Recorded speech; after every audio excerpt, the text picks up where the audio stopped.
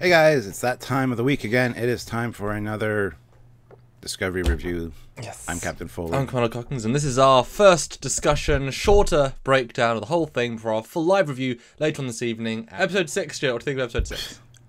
Well, episode 6 is called The Sound of Thunder, Yes. and I was bored through most of it. That wasn't one of my favorite episodes, that's for sure. It wasn't as good as the last two. Darn it. Let me guess, you really loved it. Yeah, well, I didn't love it, but I thought it was pretty damn good. That's funny. I thought this was a slam dunk for you because it's exploration, it's single story, it's character, it's Saru. It's got a good conclusion. I thought this was just like episode 2, just in a different way, more alien. I thought you'd absolutely love this one. That is Problem weird. is, That's weird. problem is I don't care at all about the Kelpians or their planet or their species. I didn't care. Oh, that's interesting. Yeah. Okay, well, let's go through then. So obviously there is only a single plot. It's very focused, which I thought you'd like. It's a long episode, which again I liked, and a lot of stuff. Okay, so why are we bored? Go for the problem then. Bored. I was bored last week a bit because there was no real sense of danger for me. Like I said, I don't care about the Kelpians. I didn't care about Saru's species. I just didn't really feel like that was worth a revisit, but whatever. They did that. I was more interested in the, I guess you call it the B plot, but like Dr. Hugh and Stamets, and that was very short. The S plot. It just didn't grab me. It didn't hold my attention. I don't know if I was tired or if I was just not in the best of moods when I watched it, but it seemed very long and drawn out. It's just like funny, get to the point. Because last week I felt I had to defend myself, the opinion you straight away try to rationalise why you don't think maybe you went against the grain for not liking it when other people liked it. But we're all out our own opinion. I got kind of hammered last week, or whichever week it was, for not going with some people's opinion. They're more vocal this week, and I'm not going to hammer you for not liking it as much. I don't care. It's your opinion. Just so you know, Stuart. Yeah. I mean, did you not think that? I appreciate that I called out, and if you remember, when we had Brighter Start, I said the only reason this looks so good is because this is all stuff they had already built for the show. Yeah. And that was absolutely the case. That's why it looked so high budget, because it was a completely low budget piece of just reuse. So I still appreciate the Kelpia stuff looked really good still, but it was already, But did you not think that the even if it wasn't interesting, the depth gained and the reveals were quite interesting as a sort of sci-fi reveal? Yeah, I think they did, especially the Red Angel part. That was a cool advancement on that plot. But yeah, the relationship between the Baul and the Kelpians it's very interesting. I kind of thought it was going a different direction at first. I thought that the Baul were actually going to be just evolved Kelpians, that were trying to subject some of their species, but or stay the upper class, as is often in sci-fi. Yeah, but it's that twist of the Kelpians used to be the hunters, and almost hunted the Baul to extinction at one point. Was a very interesting twist, and just but yeah, I mean, it was a good episode, don't get me wrong. I just personally, it's one that I could go with not seeing again. Well, okay, I'll tell you why I like it. I think it shows how Discovery benefits from single story focused plots. The 2 instances or 3 instances where we had a single plot, for episode 1, 2, and this one, there's time for all that depth, and Burnham's not the centre of attention, and certain characters get more and allowed to shine. Saru gets a lot of screen time, and whereas you cut to the ones where there's lots of sub stories, and for the most part you don't like those as much. I like parts of them because obviously that's dependent on the writing completely, So I think it shows that actually the characters aren't strong enough by themselves when you split them out into multiple story arcs, but when you have focus, proper crafted focus on the stronger characters, you can have a better, like a Pike focus or a Saru focus, that can be better, because the secondary characters got very little to do. Tilly got her little "I'm a techno person," and Pill and Bridge got "I'm saying lines." Pike but Ariam got a few lines, which was nice to see one of the other bridge officers fleshed out. I was fine with Tilly not getting as much time because she's been very focused on her. So you know what I mean? It was very. Everyone else had teeny bits around the outside, while the main 2 to 3. But it was like Saru he didn't get anything last week. He got quite a lot. It balanced out, I think. Yeah, I would agree with that. I'm interested to find out the whole motivation behind the Red Angels, though, appearing above the Kelpian homeworld, and who this Red Angel actually is, now that we kind of see that it's a humanoid with a mechanized suit on. There's some interesting aspects that are going to be coming up, and this I didn't say this was a bad episode. I just said I was rather bored, and I didn't enjoy it as much as the whole admin team when we were watching it. This is so great, and I'm like, wow, it's kind of meh for me. Really? Did you watch it? Like, seriously? It's like, yeah, I'm sorry. I'm entitled to my opinion, and I just don't feel like this was as good as last week or the week before. So okay, well I guess deal with the Red Angel then straight off on the offset. Now I'm kind of surprised and a little bit concerned that they're obviously doubling down on time travel. I hoped that was a mention to be teasing, but really it was cloak or their other thing. But now we've said time travel 3 or 4 more times. That's clearly the buzzword. So much potential, but Discovery has been known to fail with potential if the previous seasons is to be believed, in general anyway. What do you think then? That's pretty much the direction they're pushing us in. It's a time traveling entity saving things, sort of, maybe, possibly. I think that's a fantastic premise, to be honest. They need to find the right person to be in that suit. It can't be Spock, in my opinion. When we did see the suit, Spock wouldn't do this. This is just insane that you'd never hear about it again. I can see it being Burnham, because when you do see the figure, it has a very female-like form. It's got kind of like the female-shaped hips. So I'm fine with it being Burnham. What's that face for? Well, I'm just thinking that would be such a cop-out to have one of the crew, because then especially why else would it focus on Discovery and try to help Saru's planet and do all this other stuff? But it's not that linear. Time is a big spectrum. Whoever this, in my perception, they are using time travel to affect, alter, or put into motion events that are happening. It's not about Discovery in each individual setting. They just happen to be the ship that can get the thing done. Why is it always the Enterprise that saves the day? Why is it always Kirk that saves the day? Because they're the heroes. I would strongly doubt it was one of the crew, especially Burnham. That'd be a horrible twist if she's the savior of the goddamn universe. It'd be awful. Well, that's the way the show's headed. So I think it's a humanoid alien race we either have seen before from a previous show or haven't seen before but are introduced. I would be thoroughly disappointed if it was. Yeah. But I can see them doing that though, to explain away either just the whole history of the Discovery existing. I don't know. I can see being one of the crew, whether it's even Hugh at some point, because when we talk about his storyline, his character's a little off right now, and I don't want it to be part of one of the crew, to be personally, but I have a feeling that's the way they're going to go. It would be cool to tie in something else. I love Tyler's reaction to this whole situation. He's very, paranoid is a good word. Yeah. And even when they're on the bridge and Saru's talking to Pike, if you watch Tyler in the background, he's talking to 1 or 2 other people, his hands flexing at one point, something is going on that we're not getting the full picture on quite yet. So it could be Section 31. Maybe it's Giorgio wearing the suit, trying to redeem herself. Maybe, I don't know. But anyway, grasping at straws. Yes, I'm not giving face at you, but of the plots you're suggesting. It's like, oh god, don't do that, Discovery. And also with Tyler, I think it's fair to say he's thoroughly drunk the Kool-Aid. Oh yeah. It's weird to see actually how.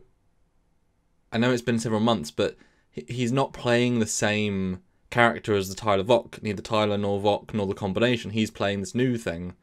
Which is kind of strange. I wasn't expecting this sort of how quickly they've abandoned that. And the end of the season, especially season 1, was very much he's going to go find himself, and then he did, and then he left. I guess they abandoned. It's weird how obviously different showrunners, different setups, they change the direction of a character, but it's weird that it doesn't quite fit with season 1. That's what I mean. I think they've something huge changed the perspective of him, which is what I think you're leading on to there. And He's just very it's very unlikable now. Like there's nothing. Like at least like I say, Kool-Aid. He's more Section 31 than the captain was. While still being more undercovery. There is one thing we need to remember here is that we've already been given a time out. Well, a time comma out. The Calypso future. Yeah. You know, who's to say that the Calypso man... Kraft, thank you. Goes to find his wife and child, they're all dead. Goes back to Discovery, and then he's like, well, you know, I want to try and save people because, blah, blah, blah, you know. And then this ship is...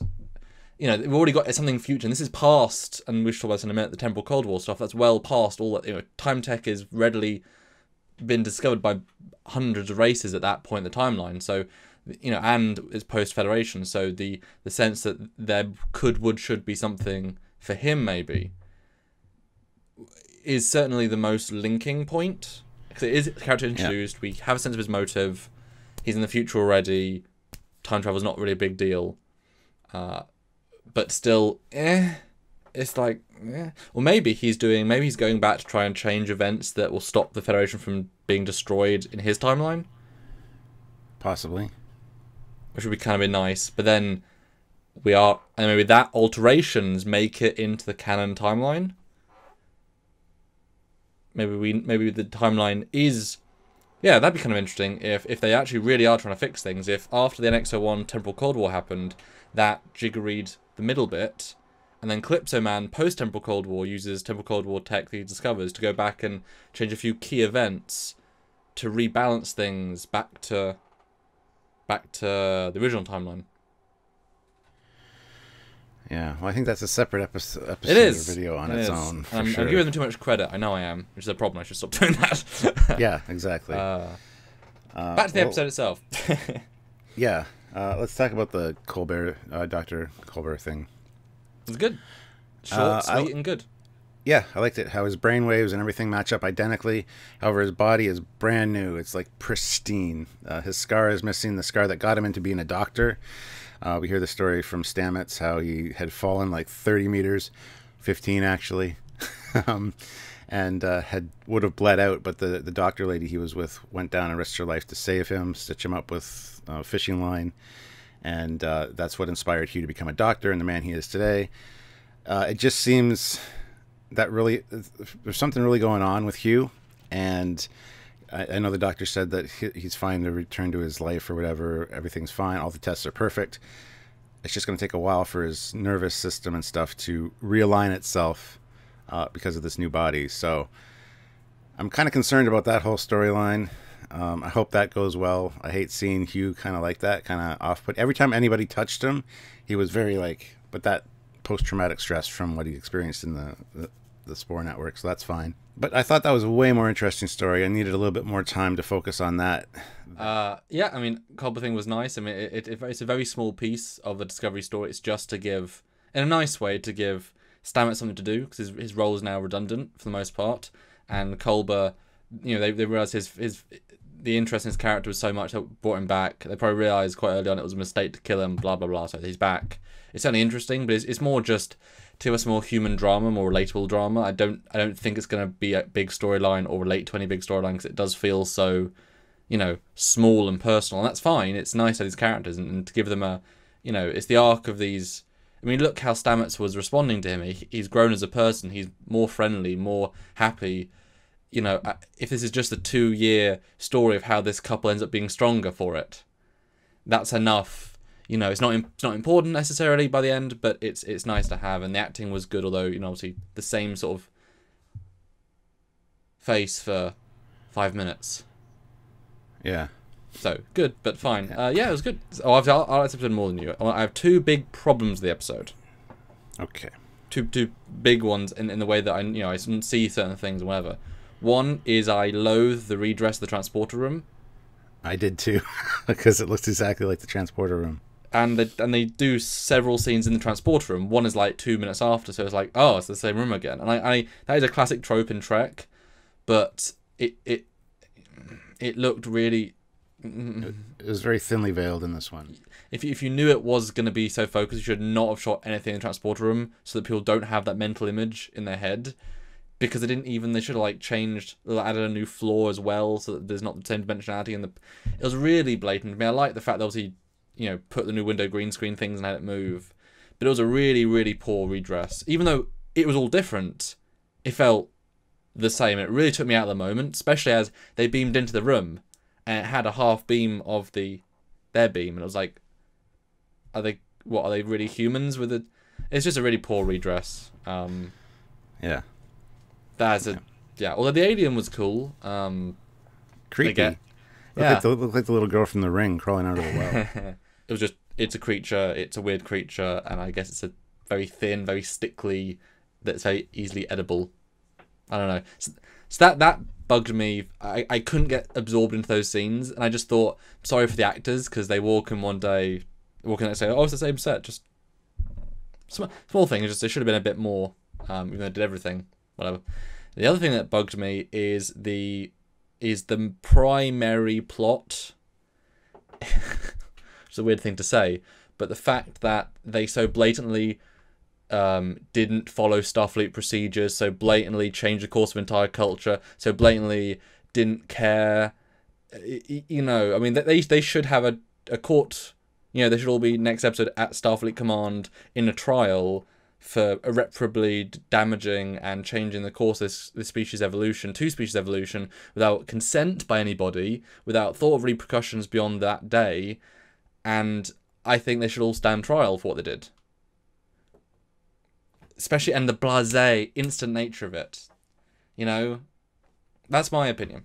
Thoughts? I'm not saying you should call them guilty, but at least bloody stand trial for not giving a shit about people and rights and sort of. It's just, what do you think? I don't think they should be on trial. I think he should get a dressing down from an admiral or something in regards to the situation, Pike.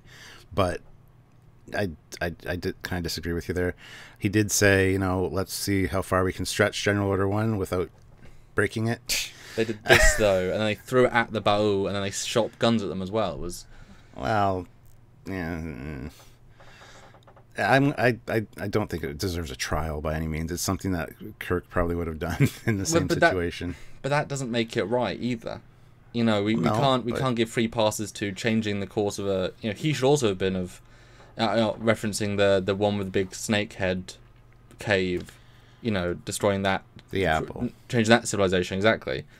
It would have been better, I guess, if Saru had just done it without approval, but Pike did give his blessing to, give all Kelpians this change without anyone's consent. I just find that really, I don't like that. It wasn't a very Star Trek thing to do, even though if it might have been a very TOS thing to do, it doesn't sit right with me. Yeah, like I said, this whole episode there's something that didn't feel right for me, and I don't know what it was. I can't put my finger on any one thing. It was just an overall sense of this episode is not one of my favorites. Now talking about the Ba'ul again for a second. Seeing their ships suddenly appear, 10 of them. Oh, they're so massive. And they're not good-looking ships either. They're just like preserver obelisks or Tholian ships turned on their head. I wasn't a fan. So, but there's a few episodes or a few lines of dialogue there that just don't make sense. But I'll talk about those when we do our breakdown review. The classic contrivance I thought was a little bit too easy was that they used the creature's data to solve the problem, and it's like, so I guess anytime you got a problem, you can MacGuffin. We'll go back to the alien life. Oh my god, it's got thousands of years worth of data of this one planet. That's lucky. Yeah, exactly. Okay, that's useful. I guess we can get out of any situation. It's like, oh, okay. So why doesn't every other crew in Starfleet use that data? I think it's all tied into the Red Angel. The Red Angel made sure they got that information somehow. Yeah. And that's why it also went to the Kelpian homeworld, and I don't know. It's a chain of events. Yeah, and I think it'll make a lot more sense after the season's done and we've seen the whole course. And the payoff has got to be good. They're leaving us very episodic breadcrumbs, but you can't know where it's going now. Unlike season 1, where it was much more, far less well done. But the payoff now, because we don't see it coming, we can't theorize, has to be amazing to feel justified. If they can do it, they've improved so much from season 1. But time travel is risky. Risky. Especially as they themselves have changed the timeline. Is that going to be part of their story? You know, time travel will come back and say, oh my god, your tech looks so different. Are they going to ignore it? And then if they ignore it, they're saying future people agree that that's how that era should look, but it shouldn't look like that. You create even more problems with time if you do that. Yeah. Yeah, I don't know. It does need to have a substantial payoff, and I'm not sure it's actually going to, unfortunately. I think we're building ourselves up or hyping ourselves up for something that is going to be really epic, and it's just kind of going to be mediocre at best, and we're going to be like, oh. Gentle build. I think it's doing that for us, and I think it's doing a good job. One thing that I saw some vague hints about online, what do you think about how it was filmed, the episode? Because it had a very distinct style. It had a bunch of lens flares. I did notice that. There's also a few camera tilts on like Pike and stuff. There's a scene where it like zooms in and tilts on Pike, which is an odd scene. Oh, don't know if I mentioned that. Don't know if I saw that. It was interestingly shot. I don't know if that's another reason I didn't like it. It seemed like a very dark episode, like, and not just tonally. I mean, like, literally a darker episode as far as lighting and everything went.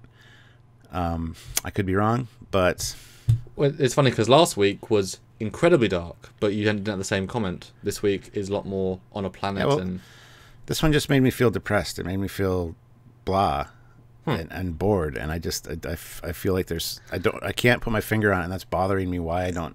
This is how I felt last week. Just didn't engage me in the same way when you know there isn't any real risk and it doesn't play off well. It's like, oh, okay. Well, there's no real risk in this one, as far as I'm concerned. Well, they could have killed all the Kelpians. We didn't know what the were going to do every step. But I didn't care if they did. Well, that's different. That's a little bit of a different. That's you don't care about the offset. I didn't care about the build up and the payoff. It's a little bit different of a not caring. I actually quite like the way it was shot. It was incredibly phonetic. Every single shot moved. Everything was always a something or a something or a something or a something, which I think actually was pretty nice. A lot of lens flares. I was kind of blown away by how, in fact, it felt more JJ. It was kind of, you know, this is Alex Kurtzman's first one. He clearly said to them, right, director, sir, we want lens flares, we want obnoxious lighting cues, and I've got a lot of examples of that when I did screen caps. I didn't realize how many I was going through and just seeing them. And we want movement. I think if you compare like a scene on the bridge to Beyond, or I guess more Into Darkness, you'll see a lot more parallels, which is interesting. Certainly is a far-fetched from Frakes' episode 2, which was very Trek feeling, and it felt very good, and this one feels very different, but more frenetic, and I was fine with it. But what did you think then of the Saru arc? Because it was, you know, because that is the episode. It's you know, he lost his threat gangler last week. We didn't know what was going to go on, and just the full, you know, how that story paid off. What do you think? I love how the doctor says, you know, you're growing something there like teeth or like spikes or something, and then later it comes out and like a natural threat reaction is what the Baul said. Very interesting. I'm sure that's going to come in handy later at some point, but I don't. It's interesting he found his sister after 18 years. She's still alive. Her father's dead, obviously. He died a few years after he left. It just, I don't care. I wasn't invested. I don't know why. I just wasn't invested in it. And I mean, I thought the arc went fairly well, to be honest. Yeah, I think it was good. I enjoyed it. I think it's odd how none of the characters seemed to be self-aware enough to see what he was going through and understand that he was clearly going to affect it. I know not a lot of time passed between these two episodes, but Burnham, who's meant to be his bestest friend and who loves him and knows him, you know, really couldn't see that, obviously, given the chance, this brand new chance after 18 years to come back, he's now learned the dark truth. You really think his oath to the Federation is more dutiful than his oath to his life to his people. The fact that no one thought he was going to do really reckless things and change the culture, I thought was kind of weird. I mean, Pike sort of stopped him and then sort of gave up. Although I liked Saru's like, I'm gonna beat you up, Pike. I'm getting close. I don't fear. You're smaller than me, mate. And that was. Saru's interesting now because he's lost the one thing that defined him, the weakest thing that defined him, which was poorly used, poorly exercised. Now he's a completely new character because they've got rid of literally the season 1 Brian Fuller trope. Now he's a predator. Now he's a stronger, faster, quite smart dude who's evolving further. That's kind of worrying. And honestly, like I said, I don't approve of what happened at the planet the way it happened. Not necessarily the way. Not that I don't necessarily approve the status quo, obviously, but to create all these however many predators that is risky, and they didn't think about galactic consequences and as in like long term consequences of that plan. They mentioned that though. Well, they said, have we done something wrong here? And they're like, well, no, the Baul's technology still is way far advanced.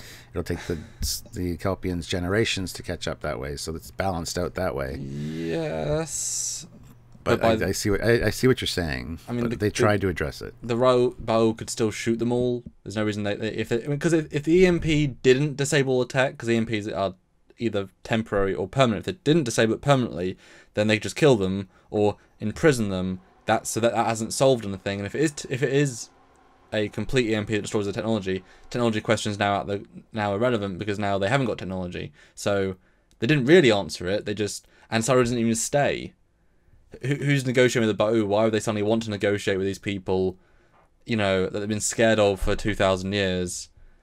You know what I mean? It actually asks more questions, and it would have been better if they had like one village changed, and then see if Picard was in charge, a proper captain, even though Pike was good, but he didn't. Picard was in charge. He would have. Whoever would have been Rolaren would have freed one little village and made them the whoever, and then Picard would have forced a meeting with the two races at the end of the episode, and you get a sense that they're talking. But without that, I just get a sense of now there'll be like a not necessarily a war, but the Kelpians will hate the Baul forever. Baul will have hated the Kelpians forever. It's the worst situation to leave them in. And now they've got spike weapons, and and they're faster and stronger than Baul, and who's to say, they can't bash their way through the walls of their stuff. So you know what I mean? I just think it was too wrapped up in a bow for me. But that said, it was well told, just I don't agree. So just in closing, I liked it. I think it was a good single story. I liked the joint use of resources from the short in this. It felt a good budget. The shots of the Kelpian world are beautiful. The Baul were interesting. I think it was a good payoff for the short. We didn't necessarily need the short, but it was good to have. And I think it was interesting. It certainly makes the Saru character leaps and bounds more interesting. It gives him a whole new identity. And the Red Angel, certainly, that's the biggest reveal since the show started. Your final thoughts, Chip? I agree with the Red Angel thing. That was one of the best parts for me. And I'm looking forward to seeing where the Dr. Culber situation goes. The Saru thing, it was interesting. I just wish I would have enjoyed it more. I don't know why I didn't. It was well shot. It was a good story. It did feel somewhat Trek, although, like I said, it felt a little too dark for me, and I'm not sure why. There's no one thing I can put my finger on, unfortunately. A little too shaky, a little too lens flary, a little too... Maybe that was it. Maybe that was the overall vibe I was getting from it subconsciously. That's why I didn't enjoy it. I don't know, but there was something about it that just, even though looking back at it and, kind of breaking it down, you realize that it should have been, I should have enjoyed it more. I should have enjoyed it a lot more. Maybe I just need to rewatch it today on a different day.